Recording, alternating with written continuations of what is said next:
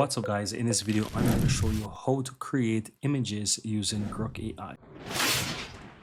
So once you're inside Grok, guys, all you have to do is click on Imagine on the left hand side, and here you want to go ahead and basically type whatever you want. But before you do, you want to ensure that you switch this from video to image. So simply click switch image, and of course once you do that, you can also change the aspect ratio of your image. So I'm going to select a different aspect ratio here, and then I'm going to just basically say, for example, robot and human lady getting married, for example, like that, and click and send, and you will see that the AI is going to generate an image of a robot and a human lady getting married.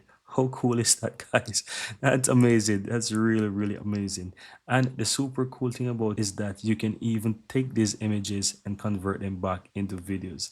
That's super cool, guys. So that's how easy it is to use AI to create images in Grok AI. Thank you guys for watching. Give this video a like and see you in the next video.